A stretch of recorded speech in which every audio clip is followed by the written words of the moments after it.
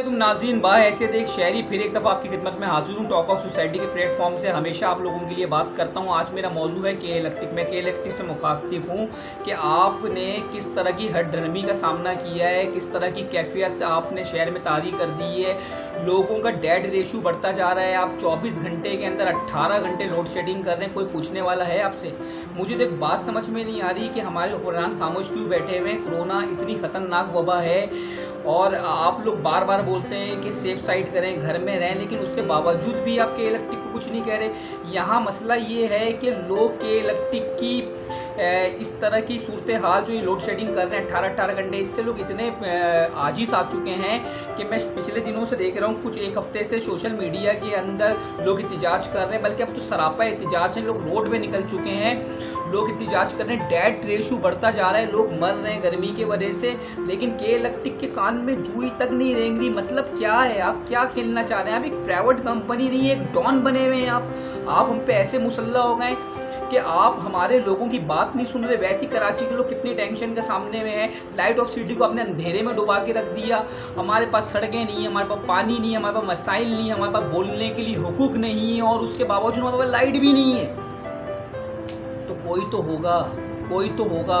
मैं कल का एक किस्सा सुनाता हूँ। कल मेरे पास पापोश से कॉल आती है एक 80 साल की खातून की, और मुझसे बोलती हैं, वो उमैस जाफरी बात कर रहे हैं। मैंने कहा जी मैं बिल्कुल उमैस जाफरी बात कर रहा हूँ, आपको मुझसे क्या काम है? बोलने लगी आप ना वो के इलेक्ट्रिक के ऑफिस में जाइए बेटा, और जाके बोलिए कि मैं पापोश में रहती हूँ और मेरी बहुत तबीयत ख़राब है और मुझे सांस लेने में भी प्रॉब्लम है, मैं हार्ट की भी मरीज़ हूँ, मेरे साथ फना बहुत सारी बीमारी हैं।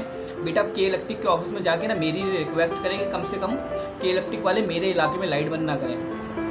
मेरा काम था तसल्ली देना। मैंने तसल्ली दी, मैंने कहा बिल्कुल मैं जाऊँगा, बात भी करूँगा। गया भी, बात भी करी। गवर्नमेंट का काम किया, कम से कम तसल्ली दे देते हैं। जब मैं एक छोटा सा सोशल वर्कर लोगों के पास जाके लोगों के मसले सुनता हूँ, आपका क्या काम है? आपका क्या फ़र्ज़ है? इलेक्शन में वोट चाहिए आपको, वोट लेने आप हमारे पास आ जाइए, इंसाफ देने हमें नहीं आइएगा। कराची की तमाम सड़कें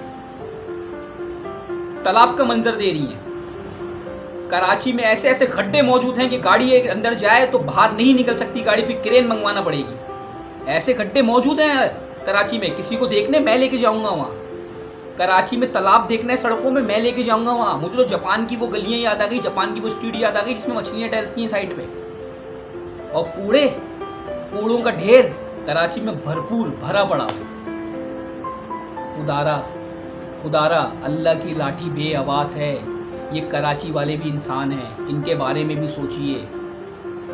और के इलेक्ट्रिक माफिया गुंडागिर्दी बंद करो।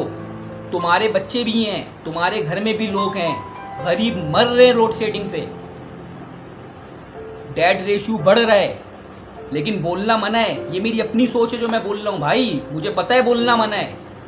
ज़्यादा से ज़्यादा इस वीडियो को शेयर करें कि के इलेक्ट्रिक के जिम्मेदारों तक पहुँचे। पाकिस्तान जिंदाबाद, सबसे पहले पाकिस्तान। अल्लाह हाफिज़।